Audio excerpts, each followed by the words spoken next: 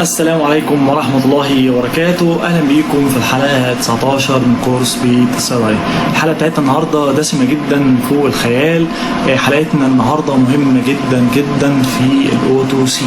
لا يخلو يوم من الحلقة بتاعت النهاردة سواء كان كبار أو أطفال. تعالوا بينا نتابع لآخر الحلقة ونعرف إيه المميزات بتاعت حلقة النهاردة عن الحلقات اللي قبل كده. بعد الصلاة والسلام على رسول الله صلى الله عليه وسلم. حلقة النهاردة خاصة بحاجة اسمها GIT ده اللي هو الجهاز الهضمي. تمام كده؟ طيب ايه اللي بيحصل في موضوع الجهاز الهضمي؟ الشكاوى متعددة جدا جدا في الموضوع ده. النهارده هتكلم عن كذا موضوع مهم جدا في موضوع GIT. موضوع مثلا زي ايه؟ زي موضوع الكونستيبيشن اللي هو الامساك. يعني الامساك ده عبارة عن الامعاء معايا حركتها قليلة. ده كده ببساطة شديدة جدا. هنتكلم عن الموضوع ده بالتفصيل كمان شوية، لكن دلوقتي هنتكلم بس عن عناوين مهمة وبعض الحاجات المهمة في موضوع الاوتو سي.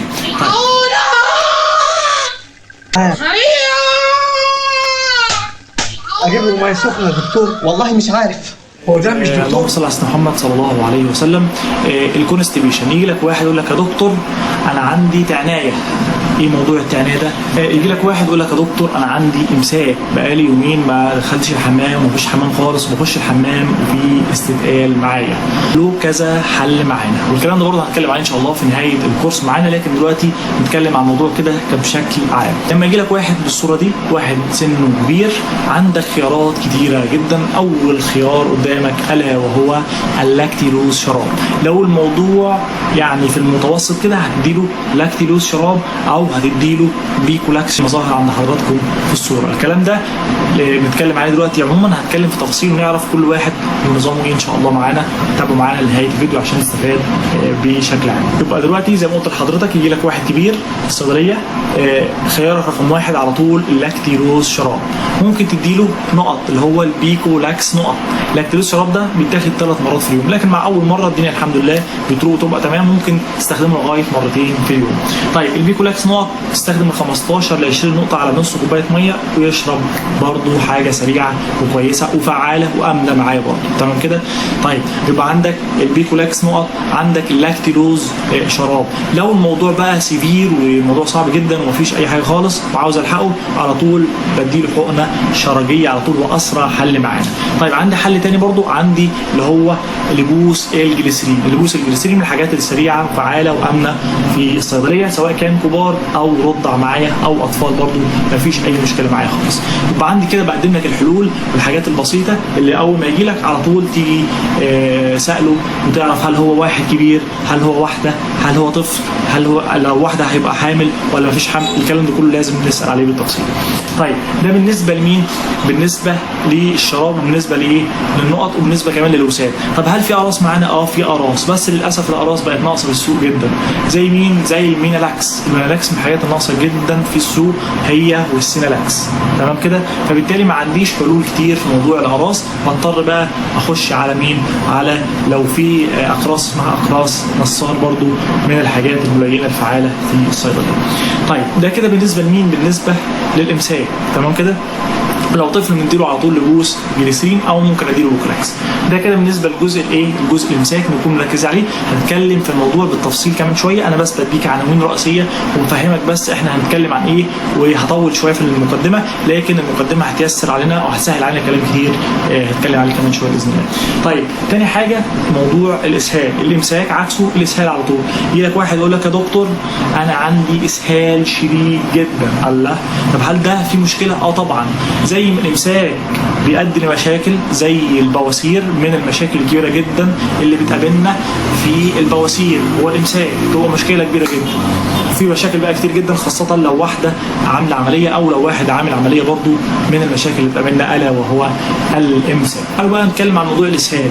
الاسهال ده مشاكله كتير جدا، الا وهي الجفاف. طب الجفاف ده له مشكله؟ له مشاكل كتير جدا خاصه في الاطفال. يعني لو جالك واحده بطفل معاها وقالت لك يا دكتور انا ابني بيسهل بقاله يومين، بقاله 3 ايام، بقاله اسبوع، هتسالها سؤال مباشر: هل انت اديتيله سوائل؟ هتقول لك لا. هتقول لها ستوب بسرعه كده، في اقرب وقت لازم تديله سوائل. طيب لو ما فيش سوائل لازم تديله محلول جفاف. عندنا في الصيدليه حاجه اسمها محلول جفاف هنعرفها ان شاء الله في نهايه الحلقه بتاعت النهارده. تمام كده؟ يبقى في عناوين رئيسيه انا بحطها لك كده عشان تمشي عليها وتكون فاهم انت هتعمل ايه. يبقى علاج الاسهال لازم على طول رقم واحد ادي علاج للاسهال، هديله دواء شراب او قراص على حسب السن بتاعه هنتكلم عليه. طيب في حاجه ثانيه بديها له، لازم اديله محلول جفاف، سواء كان هديله محلول جفاف اللي هي العلب اللي ممكن تتشرب لو حد كبير، او بديله اكياس لو طفل صغير. لازم على طول خياره رقم 2 مع الاسهال، والكلام ده مهم جدا نكون عارفينه. في ناس كتير جدا بيغيب عنها الموضوع ده، لان الجفاف ممكن يؤدي الى كوما، ممكن يؤدي الى مشاكل كتير في جسم الانسان. يبقى نركز جدا في موضوع الاسهال المرتبط بالديهايدريشن اللي هو بنسميه الجفاف. الكلام ده لازم ناخد بالنا منه كويس جدا واحنا شغالين في الصيدليه في موضوع الاو تو سي. لازم اربط الاثنين ببعض، موضوع الجفاف وموضوع الاسهال، خاصه في الاطفال، لان ده ممكن يدخل العيل في كوما، ممكن يموت العيل لو ما حدش خد باله من الموضوع ده. طيب ده بالنسبه للاسهال. في حاجات كتير جدا معانا زي الاستريبتوكين، واشهر حاجه موجوده معايا في الصيدليه للاسف الاستريبتوكين ناقص جدا في السوق، سواء كان شراب او اقراص. الحاجه اللي ممكن نطلعها تأدي الوظيفه بتاعتي حاجه اسمها برضو النانا سوكسايد، ده اتكلمنا عليها قبل كده، وهنتكلم برضو عن الموضوع بشكل تفصيلي. انا دلوقتي بركز على الحاجات المهمه والملامح الرئيسيه اللي معانا لما حد يخش لي اتصرف معاه ازاي في موضوع الاو تو سي، سواء كان اسهال سواء كان امساك سواء كان حاجه لسه هقول لك عليها كمان شويه. يبقى الكلام ده مهم جدا ناخد بالنا منه. اولا اتكلمنا على الامساك، ثانيا اتكلمنا على الاسهال، ثالثا نتكلم عن الترجيع. يجي لي واحد الصيدليه يقول لي يا دكتور انا برجع مش قادر اخد حاجه خالص، معدتي تعباني. طيب هل ده مشكله معده ولا مشكله قولون ولا مشكله مريء ولا مشكله ايه بالظبط؟ طيب اللي بحدد الكلام ده ايه؟ ببدا اسال شويه اسئله واعرف انا المشكله عندي فين. هل هي مشكله في فم المعده من فوق، ولا مشكله في القولون العصبي، ولا عنده حرقان في المنطقه دي؟ ده اللي بعرفه من سؤالي مع المريض. لازم المريض ما يخش لك الصيدليه لازم تساله كده، ما تديلوش الحاجه على قد طلبه خلاص، لا لازم تساله سؤال واثنين وثلاثه وتستفسر اكتر عشان تقدر توصل للحل المناسب للحاله بتاعتك. طيب يجي لك واحد يقول لك انا عندي ترجيع. طيب الترجيع ده حله ايه؟ حله الوحيد والمناسب هو الحقن. ممكن اديله قراص، ممكن اديله قراص لو في قابليه. طب واحد اصلا بيرجع هياخد القرص وهرجعه، يبقى كده احنا استفدنا ايه؟ ما استفدناش حاجه. لازم اديله حقن. طيب السؤال هنا هل هو واحد ولا واحده؟ ممكن اديله ايه؟ هل هو كبير ولا صغير؟ هل هو مثلا اكثر من 14 15 سنه او اكثر من 10 سنين، ولا هو اقل، ولا هو واحد كبير، ولا ايه بالظبط؟ طيب لو واحد كبير بتديله كذا حاجه معاه. البرمبران هو خيارك رقم واحد. ليه؟ لان البرمبران سعره رخيص جدا في المتناول. تديه عضل، اوعى تديه وريد. ليه؟ بيحصل مشاكل كتير، اهمها في موضوع الوريد ان بيحصل حاله نفسيه مش كويسه بعد ما تدي وريد، تحس بديبريشن كده. لو انت اديته برضه في انترافينوس انفيوجن. يعني ايه انترافينوس انفيوجن؟ يعني بنحطه في المحلول اللي هو سواء كان جلوكوز او محلول ملح، ده هنعرفه بعدين، او رينجر او ايا كان هو ايه. لو حطيته فيه بيحصل برضه بعض الديبريشن كده، تلاقي نفسك مخنوق ومش طايق نفسك. وده حصل معايا انا شخصيا. في مره تعبت، جبت واحد صاحبي قلت له خد اديني حقنه برمبران، اداها لي وريد، قال هات تعالى ما اديها لك وريد. قلت له يا عم توكل على الله عادي، عشان انا ما بحبش اخد عضله بصراحه. المهم اداها لي وريد، بعدها بلحظات وبدقائق يعني بسيطه جدا حسيت بكميه ديبريشن وان انا مخنوق مش طايق نفسي. وده فعلا الاستخدام بتاع البرمبران هنعرفه برده كمان شويه انه بيعمل ديبريشن. يبقى اول حاجه هعرفها ان البرمبران ما بيتاخدش وريد، تديه عضل. ده لو واحد كبير. طب لو واحده بقى وحامل تديه برمبران؟ اوعى. طب لو عيل صغير تديله برمبران؟ اوعى. يبقى البرمبران ده له ظروف معينه وحاجات انا ما بحبهاش بصراحه، ببعد عنها خالص. ممكن ادي برمبران اقراص لواحد سليم ما فيش اي مشكله، ادي برمبران يا باشا براحتك. لواحده سليمه برده ما فيهاش حمل او ما فيهاش حاجه، ادي برده براحتك. لكن البرمبران بكون بطلعه وانا خايف وقلقان برده من الموضوع ده. البرمبران برده ممكن تاخده لو واحد مسافر وبيرجع، برده ممكن تاخد البرمبران معاه. ده بالنسبه لموضوع البرمبران لازم ناخد بالنا منه. بيعمل حاجه اسمها اكسترا بيراميدال سندروم. ايه اكسترا بيراميدال سندروم؟ هيجي لك طفل صغير في الصيدليه او طفل مثلا هياخد الحقنه بتاعه البرمبلان، طفل صغير ايا كان بقى، مولود عنده شهرين سنتين 3 4 5 ايا كان، هياخد الحقنه هتبص تلاقي الطفل عينيه بقت لفوق كده وما عادش بيصد ولا بيرد. الحاله دي اسمها اكسترا بيراميدال سندروم، يخش في حاجه زي الكونفالشن وتساوي طيب على كده، يا تلحقه يا ما تلحقوش. فالحقنه دي بصراحه لها مشاكل كتير، بحب ابعد عنها خالص واخليني في منطقه الامان. ايه هي منطقه الامان بقى؟ خيارك رقم 1 لواحده حامل، لطفل، لواحد كبير، لاي حاجه، الا وهو الدنسيت او الزفران. هنتكلم برضو عن الماده الفعاله اللي فيها. ده خيارك رقم 1. الدنسيت في منه تركيزين اللي هو ال4 وال8، والزفران برضو نفس الكلام، واي حاجه نفس الماده الفعاله. ده كده بديه لاي حد وانا مطمن. لو طفل عنده شهرين 3 4 بديله، بس طبعا الجرعات بتختلف معاه، ده اللي هنتكلم عليه برضو كمان شويه. تمام كده؟ يبقى الكلام ده مهم جدا، لازم نكون عارفينه كويس جدا. وفي منها اقراص، فعندي حاجه اسمها اوندا لينز دي فيها الماده الفعاله الموجوده في الدنسل معايا، عباره عن لزق بتحطها على اللسان، ممكن ياخدها طفل، ممكن ياخدها واحد كبير، برضو حاجه رابيد اكشن سريعه في المفعول. وبرضه في اقراص لترجيع زي الإيميتريكس، واقراص كتيره للترجيع هنتكلم برضه عليها، لكن دلوقتي بكلمك على الحاجات المهمه في الاو تو سي اللي تاخد بالك منها وانت بتطلعها. طيب ده بالنسبه لمين؟ بالنسبه للترجيع. طيب الترجيع هتلاقي مصاحب معاه مغص كده، هو ممكن يعمل لي ترجيع. والاسهال برضه هتلاقي مصاحب معاه مغص. يجي لي واحد الصيدليه الحقني يا دكتور بموت الحقني، الله هتعمل معاه ايه؟ في الحاله دي لازم تلحقه على طول بحاجه انتي ماسكرينيك، يعني حاجه بتقلل لي الكونتراكشن زايد معايا هنا، هموت، في مغص هنا في بطني مش عارف فين، هل هي كليه هل هي ايه مش عارف، اديله على طول حاجه انتي ماسكرينيك. برضه زي مين؟ زي الفيسرالجين، هي اشهر حاجه بتطلع في الصيدليه. عندي حاجه انا بحبها بقى شخصيا، حاجه اسمها اهي سبازموفين. حتى انا هنا هتلاقيني في الصيدليه رصص لك الرصه بترتيب جميل جدا، مش هتلاقيه موجود في اي صيدليه. تمام كده؟ ايه هي الرصه الجميله اللي هي الحقن بتاعه المغص حاططها مع بعضها، زي البوسكوبان اهوت والبيوتاسيد. ده برضه في ماده اسمها الهيوسين، ده بنستخدمه في الايه؟ في حالات المغص، بس لو في حمل بنبعد عن الموضوع ده. غير كده طلع ومفيش اي مشكله خالص معاه. لكن عيبه ان هو بيعمل لي اتروبين لايك اكشن. ايه اتروبين لايك اكشن ده؟ ما هو يعتبر من مشتقات الاتروبين. ايه الاتروبين ده؟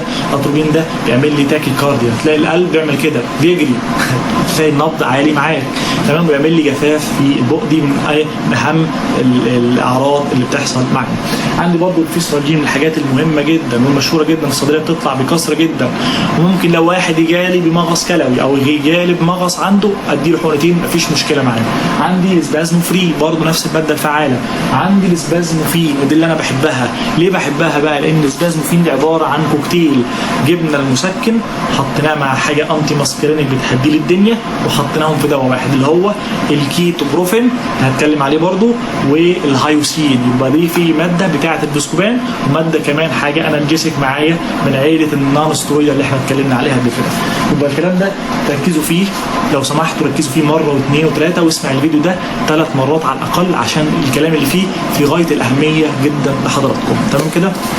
الموضوع ده مهم جدا في او تو سي. يجي لك واحد بيموت وانت مش عارف، تلاقي اعصابك بقى مهزوزه ومش عارف تعمل ايه، خلاص مش عارف تتصرف. لا، لازم تكون انت واثق كده بنفسك وتشوف الحاله اللي قدامك تستدعي اديله حقنه، اديله 2، هل اديله سبازموفين، هل اديله ايه بالظبط، هل اديله مسكن معاها.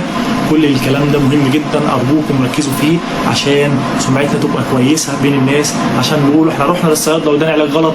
ركز في الكلام ده، الله يبارك لكم، عشان الكلام ده في غايه الاهميه. تعالوا بينا بقى نخش على الادويه. يعني طولنا شويه في المقدمه لكن كان لابد احنا نتكلم عن الموضوع ده. تعالوا بينا نخش على طول في الموضوع، نرجع لحضراتكم في نهايه الفيديو. بقى مهمه جدا نكون عارفينها بقى، دي يعتبر يعني ممكن نعتبرها من ضمن المضادات الحيويه، حاجه اسمها نفروكساسايد. في دواء مشهور جدا هنقوله دلوقتي. في الكبار مستخدم حبايه 4 مرات في اليوم، لو طفل اكتر من 2 5 مللي 4 مرات، لكن الطبيعي اللي احنا بنستخدمه 3 مرات في اليوم. مفيش مشكله ان احنا نستخدمه اثناء الحمل او اثناء البريست فيدنج معاه. الدواء بقى ده زي مين؟ خلي بالك الاطفال هنا اقل من 2 ممنوع منعا باتا.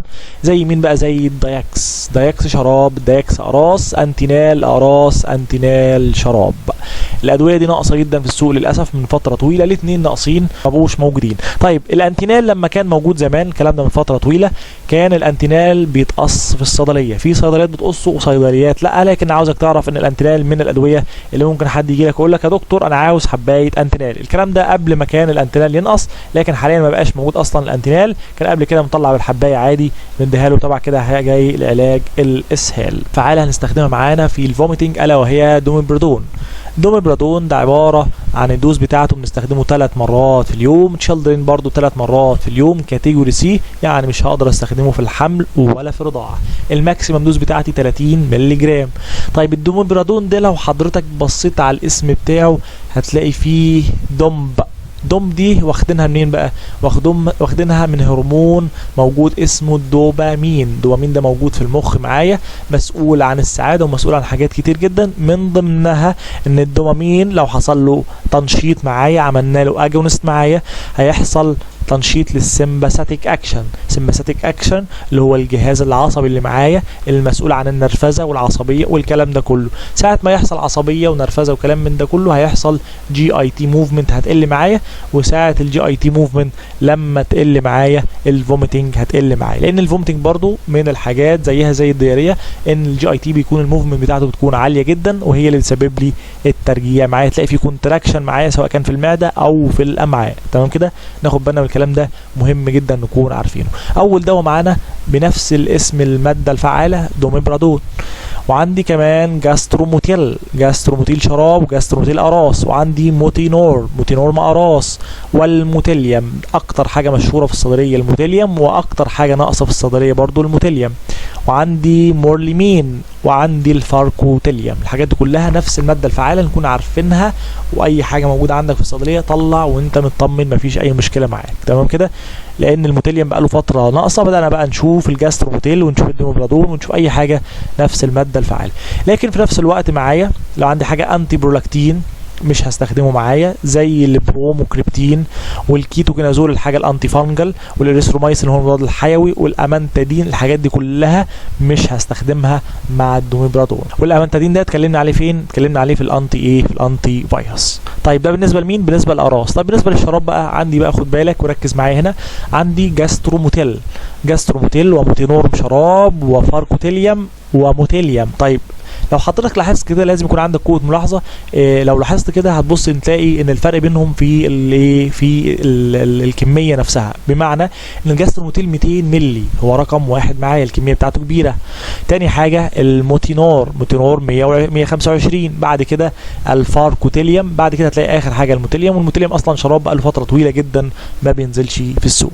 اكتر حاجه مشهوره الا وهي الجاستروموتيل والموتينور شراب، خاصه للاطفال اللي بيرجعوا كتير بعد الرضاعه، هتلاقيها مشهوره جدا في دكاتره الاطفال. الكوليفرين ده في منه انواع، انا عاوز بس اعرض لكم الاشكال كلها بتاعته، وعاوزين نعرف الفرق ايه بالراحه كده. ده برضو سؤال لازم حضرتك تساله لنفسك في الصيدليه. لما جيت انا اشتغل في البدايه جيت امسك الكولوفرين كده، قال ايه ده؟ ايه الفرق بين الكولوفرين ايه؟ عندي حاجه اسمها كولوفرين ايه، وعندي حاجه اسمها كولوفرين دي، وعندي حاجه اسمها كولوفرين اس ار، وعندي حاجه اسمها كولوفرين بس. ايه الفرق بينهم؟ اكيد في فرق طبعا. طيب لو جينا نشوف الكولوفرين العادي ده كولوفرين عادي في الميبيفيرين بتركيز كام؟ 135. طيب لو جيت اشوف اللي هو الاس ار ده سستيند ريليز، ايه موضوع السستيند ريليز ده؟ اتكلمنا برضو عليه قبل كده. طيب لو جيت اشوف الفرق برضو بينه وبين العاده، هلاقي ان هنا الجرعه بتاعتي 200 مللي جرام او التركيز بتاعي 200 مللي جرام، وهنا كام؟ وهنا 35، يعني تقريبا ما يعادل الضعف تقريبا او الضعف لحاجات بسيطه. معنى كده انه اقوى واعلى من الكولوفرين العاده، ده لازم تعرفه. طيب الكولوفرين ايه والكولوفرين دي؟ الكولوفرين دي في حاجه ماده اسمها دايميثيكون ده عباره عن جاز ريبلانت سبستانس، يعني حاجه طارده للغازات اللي بتشارك في تعمل اليمينيشن للجازز من الاستومك والانتستين، تطلع الغازات من من الاستومك والانتستين، وامبروف التريتمنت اوف البلوتنج لو في انتفاخات او عسر هضم او الكلام ده كله بتساعد لي على الموضوع ده. طيب لو جيت بصيت هنا هتبص تلاقي ايه؟ دايميثيكون، خدنا حرف الدي وعملناه في كولوفرين دي، يبقى دي تربطهم ببعض كده. اول ما تفتكر كولوفرين دي اعرف ان الدي ديت اللي هي دايميثيكون اللي بنستخدمها في الانتفاخات. معنى كده لو جالي واحد عنده مشكله في القولون مع وجود انتفاخ، يبقى هو ده خيارك رقم واحد. طيب مال كلوفرين ايه بقى؟ في ماده اسمها كلور دايزبوكسايد. كلور دايزبوكسايد بتقلل لي الانكزيتي وهاز كالمنج افكت، كحاجه مهدئه معايا، حاجه ايه مهدئه بتعمل لي ريلاكسيشن للقولون. الناس اللي عندهم مشاكل في القولون العصبي هو خيارك رقم واحد معايا، ومفيش انتفاخات معايا، هو خيارك رقم واحد اللي هو كلوفرين ايه. بيشارك بقى في قلل لي السيمتومز بتاعه الايه الانكزيتي، اللي هو لو في حاجه ستريس، لو واحد متوتر او متعصب او خايف من حاجه او خايف من الامتحان، هو خيارك رقم واحد كلوفرين ايه. بيأدي لي او بيهدي لي الدنيا خالص، وبيعمل لي ريلاكسيشن للقولون معايا. يبقى كده عرفنا الفرق بين الاربعه. مهم جدا تكون عارفه زي اسمك بالظبط الايه الفرق بين الاربعه، وامتى استخدم ده وامتى استخدم ده، وامتى استخدم برضو الايه الكلوفرين العاده والكلوفرين الاس ار، على حسب الحاله اللي قدامي، هل هي حاله شديده ولا حاله بسيطه، على حسب الانتي فلاتولانس. انتي فلاتولانس اللي هو مضادات الانتفاخ معايا. الدوز بتاعتي الادلت 3 مرات في اليوم بعد الاكل، الاطفال 15 نقطه 3 مرات في اليوم، والكاتيجوري بتاعتي كاتيجوري بي. يجي لك واحد صيدليه ويقول لك يا دكتور انا عندي انتفاخ وبطني هتنفجر، اعمل ايه؟ على طول في حاجه؟ لا لا لا ما فيش يا عمي، بس يعني الظاهر الكرسي بتاع حضرتك او الكنبه اللي انا قاعد عليها بتزيق، يعني في حاجه غلط حصلت. يا ابني كان زمان.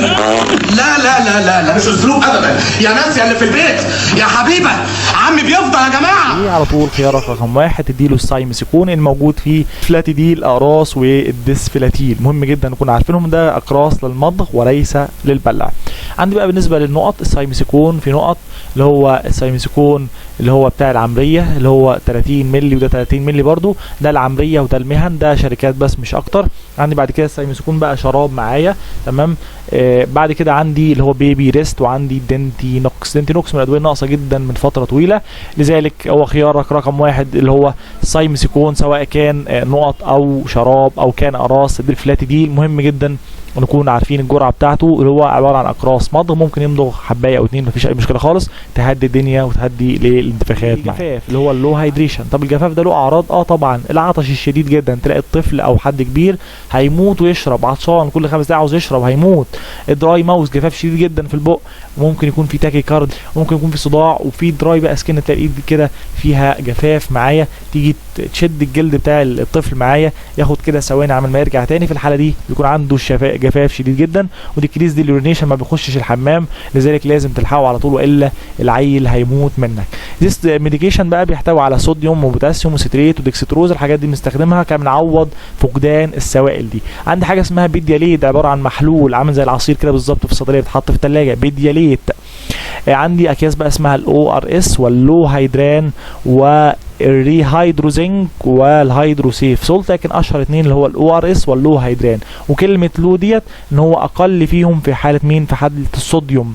احنا قلنا الحاجات دي فيها صوديوم وبوتاسيوم وستريت ودكستروز، ده اقل واحد فيهم في الصوديوم، لذلك سميناه لو هيدران. حاجات بقى سريعه كده اللي هي دايجستن بريبريشنز، اللي هو الدايجستوزيم والديجينورم، وعندي دايجستين هو زي الديجينورم. وعندي بقى حاجه اسمها دايجستزيم وافتر ميلز وسبازمو دايجستين وسبازمو اميريز. الحاجات دي بنستخدمها كحاجه بتساعد على الهضم معايا، لو حد ما بياكلش بنستخدم الحاجات دي معاها. الدايجستين زي الديجينورم، والدايجستزيم والافتر ميلز الاثنين زي بعض بالظبط، حتى هتلاقي بيقول لك افتر ميلز يعني ممكن اخده بعد الوجبات عادي.